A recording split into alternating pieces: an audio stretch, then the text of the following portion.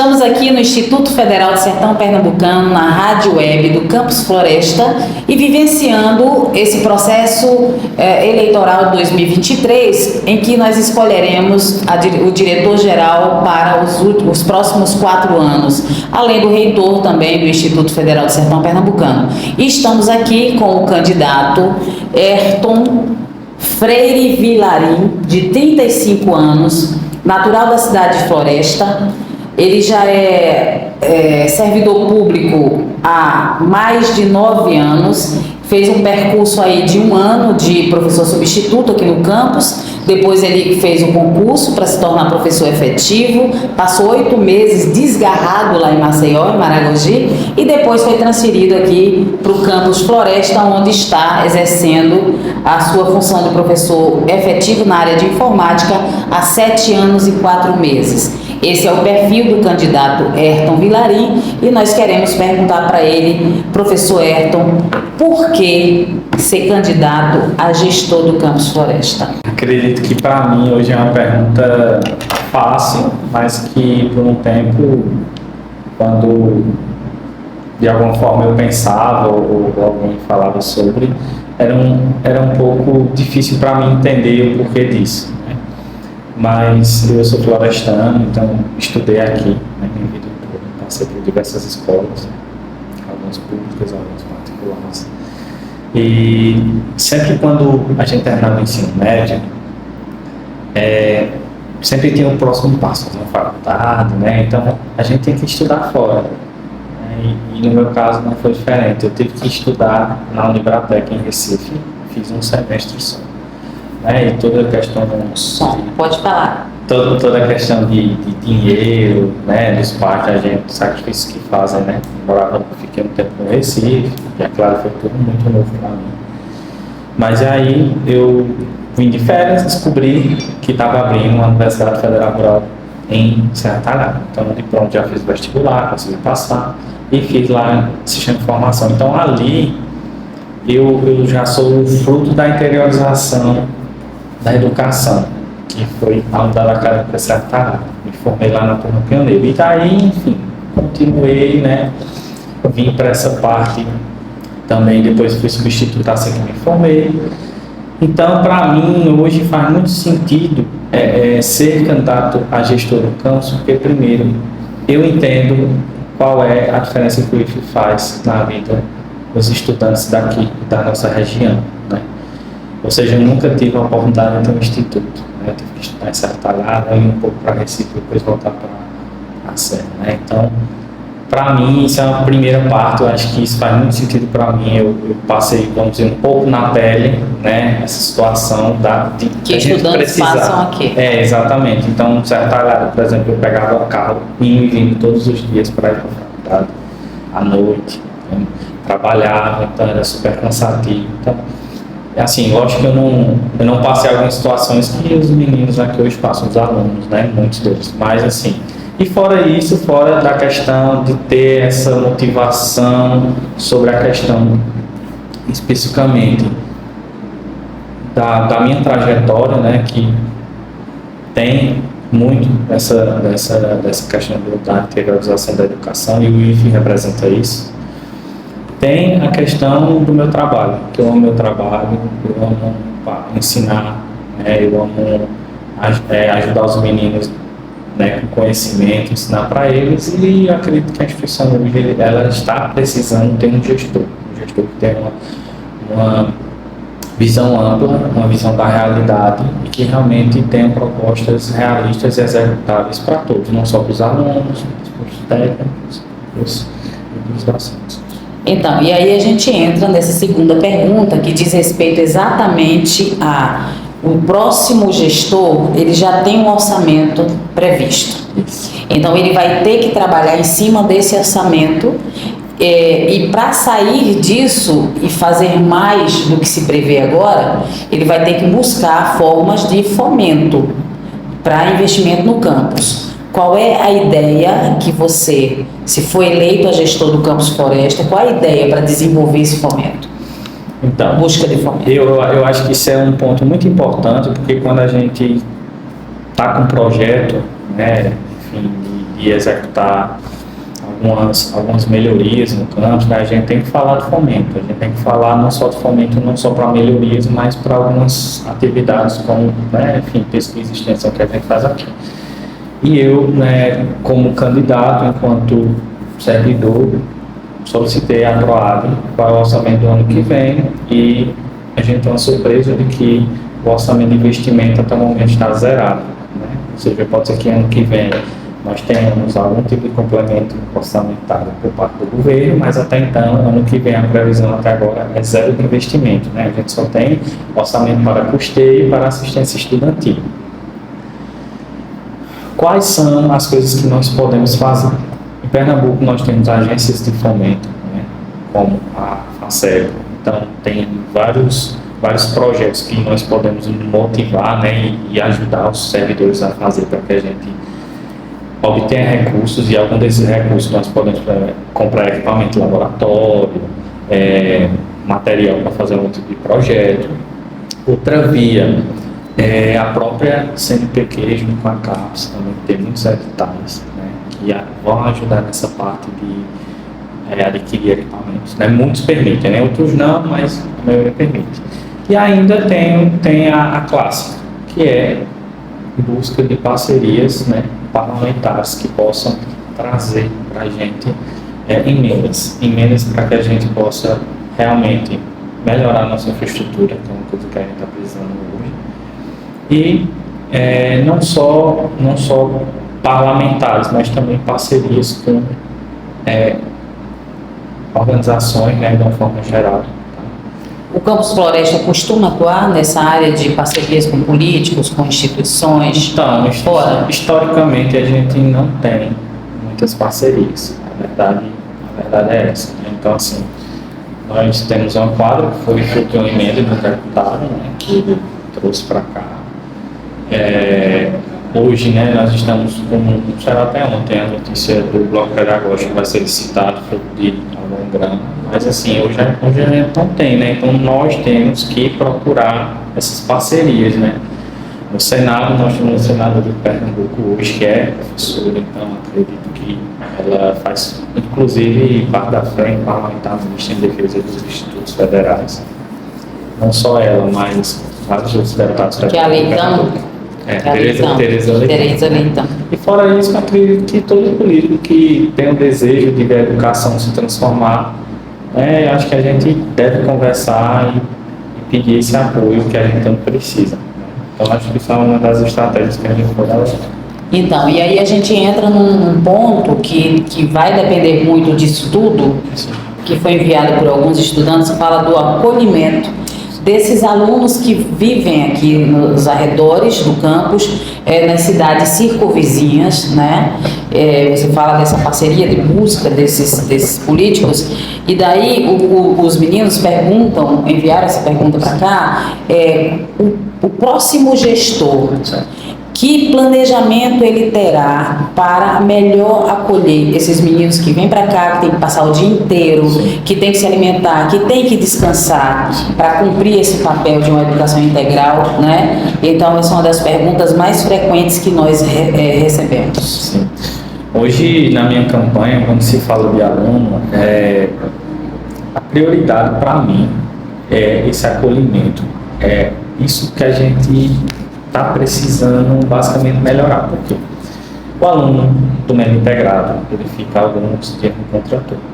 Então, a gente precisa garantir essa alimentação, seja através do PENAI, seja através da licitação que está acontecendo hoje para o refeitório, né, para o oferecimento tanto de alimentação para os alunos do contrator, como os lanches também, já há uma previsão nisso. Já existe uma licitação rodando, tá? Eu fui procurar saber, né? E também, eu acho que a gente também deve ampliar, não só para os alunos do integrado, mas para os alunos que têm uma insegurança alimentar, que a gente sabe que não é só o médio integrado, né? São muitas realidades. São muitas realidades, né? Tem outras modalidades que a gente sabe que existe essa necessidade, então tentar ampliar para que também os outros sejam contemplados, né? Quem realmente precisa. A gente sabe que muitos alunos saem do trabalho e vêm direto para cá, muitas vezes dá tempo nem de passar em casa para comer. E você acha que na próxima gestão isso o alunado já pode esperar com mais rapidez essa assistência nesse sentido? Sim, porque assim, hoje nós temos um recurso chamado PENAI, que é o Programa Nacional de Alimentação Escolar, que na verdade existe para todas as escolas do Brasil. Toda escola tem direito de receber. E esse valor ele é recebido com base na quantidade de alunos e cada aluno de cada modalidade recebe um valor para se alimentar. Isso é um recurso que é do campus. Só basta a gente fazer acontecer, que existe uma regra no PENAI que é receber alimentos da agricultura familiar. Então isso é uma coisa que até independe do refeitório, só depende da gente fazer isso acontecer aqui enquanto campus. O refeitório já é outra situação, complementar ao PENAI, ou o PENAI é complementar o refeitório. Sim, e aí o refeitório inclusive entra aqui no processo da nossa próxima pergunta, e não é o único ponto, mas muitas pessoas nos perguntaram sobre, nós sempre sofremos muito no Campus Floresta com a questão da infraestrutura. Então, qual é a previsão de melhora nesse sentido? Porque também faz parte desse acolhimento, não apenas de estudante, né, com outra. Então, qual é o planejamento para melhorar a infraestrutura do campus? E aí, já fazendo um link, ainda continuando falando sobre essa questão, os meninos, muitas vezes os alunos passam o dia inteiro. E a gente sabe que tem, por exemplo, alunos que vêm de outras cidades e que passam o dia inteiro aqui. Então, hoje, quem conhece a realidade do campus, quem anda, quem conversa com os alunos, sabe que os alunos muitas vezes ficam deitados na biblioteca, ficam deitados nos bancos, porque não há um momento... Deitados ali no chão. Não há um momento, não há um local adequado para descanso, né, até de convivência, vamos falar assim, né? De descanso, porque muitas vezes você sai de Itaquera de 6, 7 horas da manhã e só vai voltar em 10 horas, porque você tem aula de manhã, você tem aula à tarde, você tem, por exemplo, um treino de vôlei à noite, né? Então, acho que esse espaço de descanso ele é uma prioridade para a infraestrutura e para o acolhimento dos alunos. E não só isso, né? Eu acho que a infraestrutura no geral a gente tem que melhorar, deve melhorar. Internet, né? Deve melhorar também a questão dos ar-condicionados, né?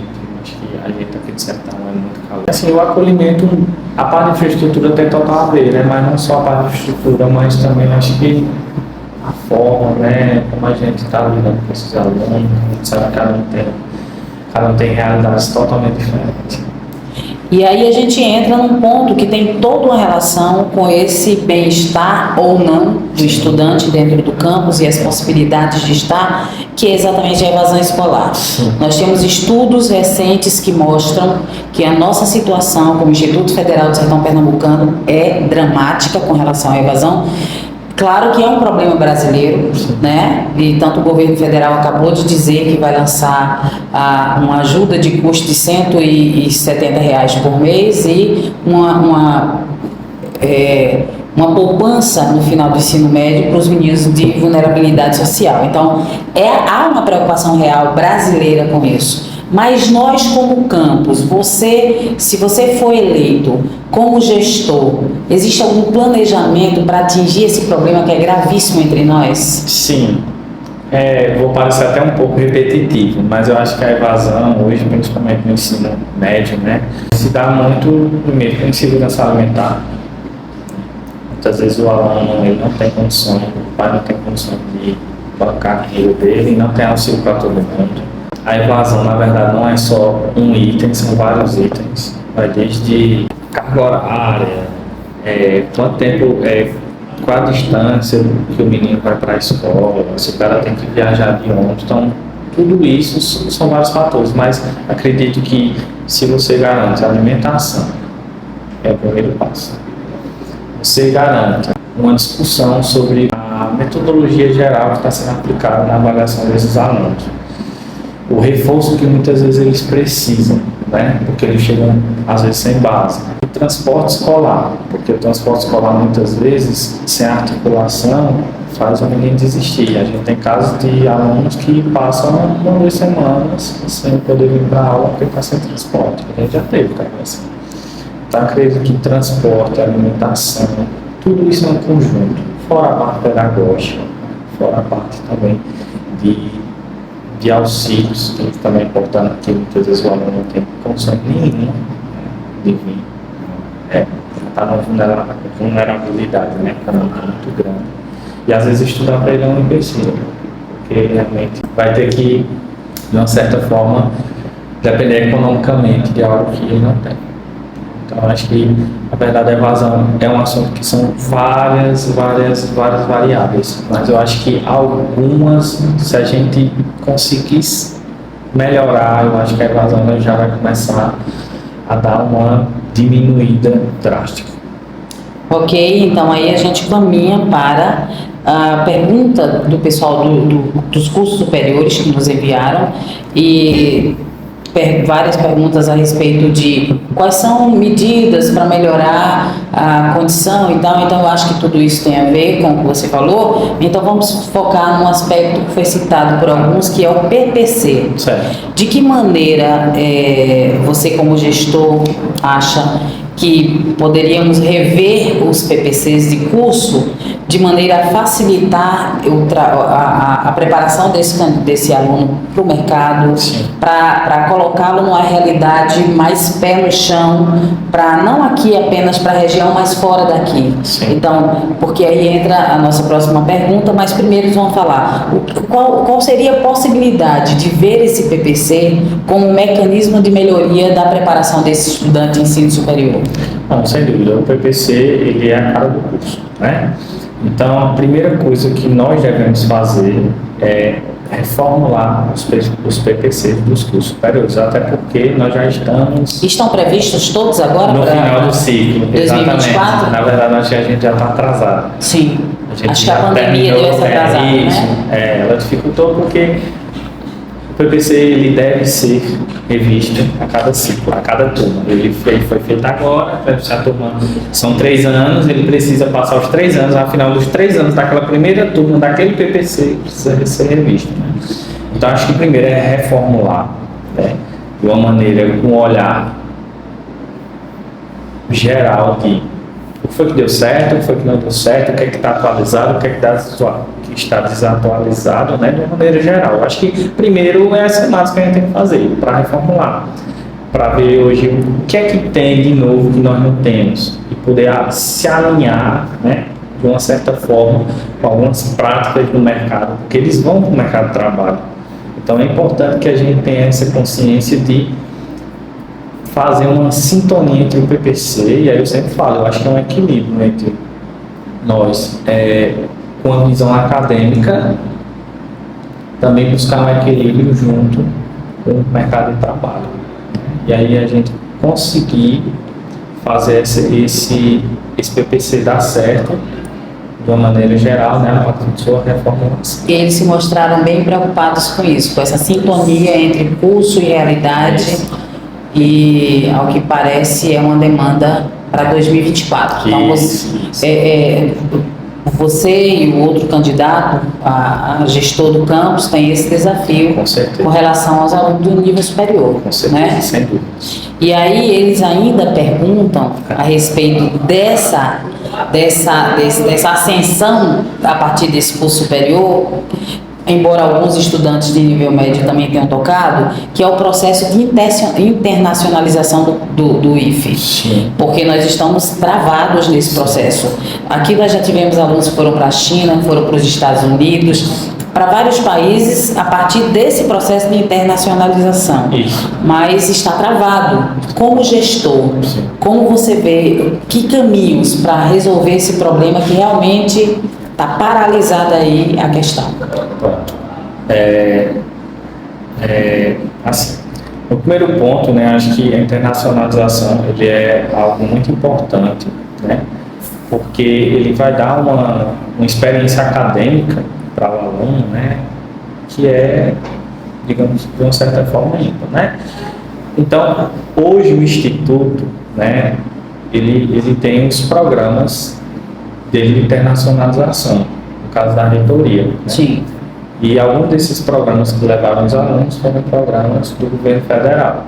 O que o campus pode fazer dentro disso, claro, hoje é fomentar primeiro essa questão do Centro de Línguas que nós já temos, que é uma iniciativa, né, de ensino, tanto para a comunidade externa, para a comunidade interna, de línguas, né? Tentar viabilizar exames de proficiência nas línguas e também, claro, parcerias com entidades ou universidades. Nós já tivemos aqui, não foi, o programa de proficiência? Tivemos. Quando havia um programa do governo federal que era, esqueci o nome, mas era um programa que Ciências Sem Fronteiras. Sim. E aí o Ciências Sem Fronteiras dava o TOEFL. Só que hoje não existe mais esse programa, né? Então, acho que como nós temos um centro de língua, nós temos capacidade, nós temos profissionais que podem nos guiar também, é claro, com a colaboração deles, para além dos cursos a gente conseguir fornecer esses exames de proficiência. E às vezes o exame de proficiência é a abertura, é a chave para o aluno conseguir uma internacionalização. Mas claro, a instituição tem que fazer o papel dela, de parceria com as entidades, né? Quem sabe até propor uma troca saudável, né? Eles vêm de lá para cá e nós vamos daqui para lá, levando as nossas experiências do lugar, né? E buscar parcerias. Acho que esse é o principal objetivo. Ok, e aí a gente entra, também era uma pergunta que foram feitas pelo pessoal do nível superior e pelo pessoal do fundamental, exatamente sobre as oportunidades, nós já temos aí o governo federal muito ligado com os povos e comunidades tradicionais, né? Então, incentivo financeiro, permanência para ficar na instituição, cotas para adentrar essas instituições, mas aqui nós temos um campus com uma característica muito própria, que é um número enorme de quilombolas indígenas, né? Então, além de todo esse aparato de ordem federal, o que é que o Campus Floresta poderia desenvolver para fazer uma agregação maior dessas comunidades? Bom, eu acho que, na verdade, de uma forma geral, a gente precisa se conectar mais com essas comunidades, né? Hoje nós temos muitos alunos, né, nessas comunidades, né? Inclusive os alunos do curso superior, dos dois cursos superiores que nós temos, eles são, em grande parte, alunos, né, indígenas, quilombolas e, às vezes, indígenas e quilombolas. Exato, né? Aqui na região nós temos essa característica. Então, a primeira coisa que eu acho é a gente abrir o diálogo. Abrir o diálogo, a gente poder conhecer também, porque eu acredito que, eu acho que quando a gente conhece a comunidade e a comunidade conhece o IFE, a gente pode ver onde é que a gente pode fazer essa troca, essa parceria, né? Então, primeiro se conectar com a comunidade, abrir o diálogo, trazer ela para cá ou irmos para lá, né? Então, nós temos várias expertises, né? E aí não é para implantar, é sim para conversar e ver onde a gente pode contribuir. Tem a parte de educacional, né? Ou seja, tem a parte que nós temos hoje, por exemplo, licenciatura, né, química. Nós temos os projetos de pesquisa e extensão daqui, que são muito atuantes nas comunidades, mas a gente pode ampliar isso. Já tivemos em outros tempos mais atuação, mas hoje nós temos uma diminuído. Eu acho que, de forma geral, a gente se integrar, né, com eventos, com parcerias, né, para que o aluno, além de ser o aluno do IFE, que é indígena, ele possa também trazer sua cultura, seu conhecimento, que a gente possa integrar ele no IFE de uma forma que ele também possa, digamos assim, falar sobre a cultura, sobre seus costumes. Então, e aí você tocou rapidamente no processo de extensão, de pesquisa, isso, né, que já foi mais atuante. Realmente, Floresta tem um histórico de muita pesquisa, né, sobretudo de muita extensão. E aí, recentes discussões nos levam a essa pergunta inevitável. Sim. A próxima gestão precisa atuar para estimular esse processo de produção de pesquisa e extensão. Sim. Qual é a ideia como gestor?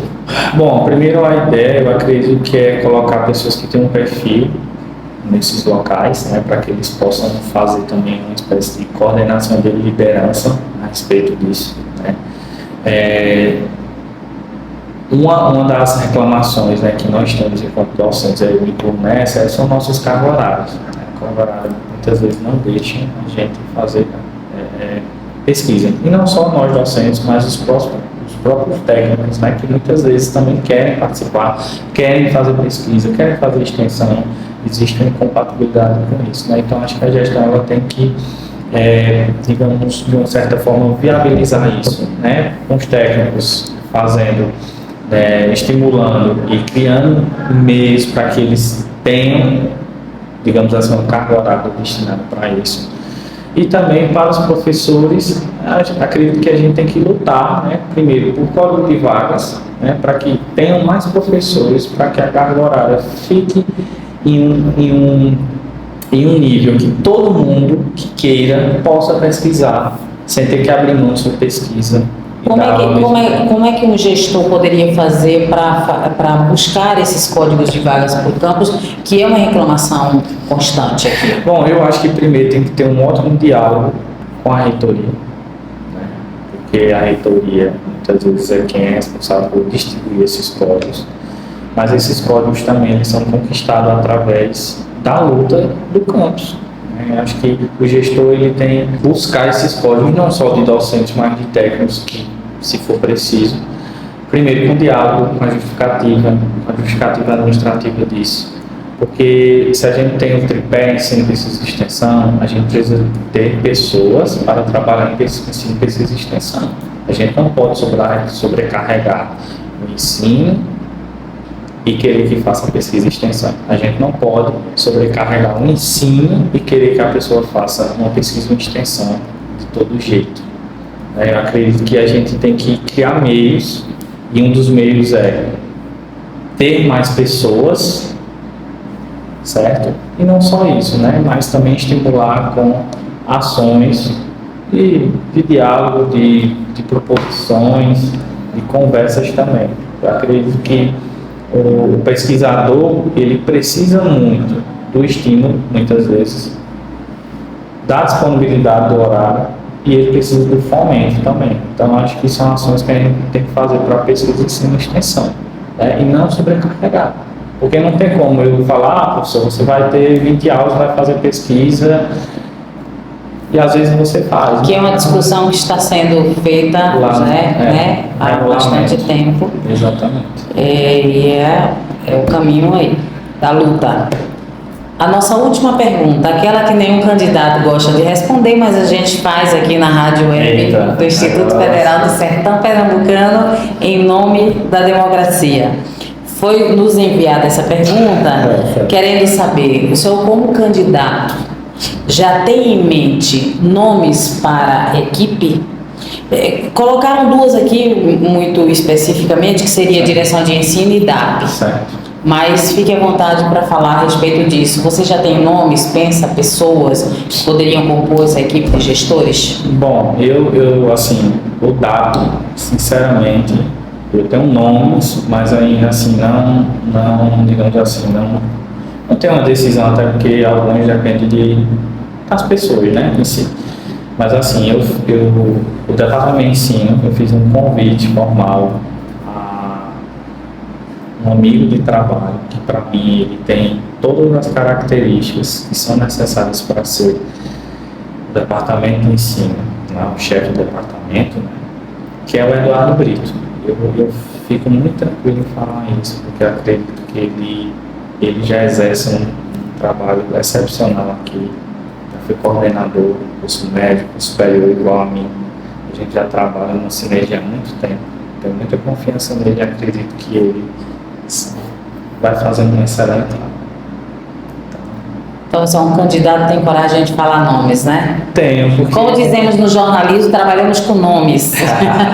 Eu acho que a gente tem que ter coragem, né, para falar, né, porque não adianta eu ficar aqui vendendo ilusões para ninguém. Eu sou bem realista.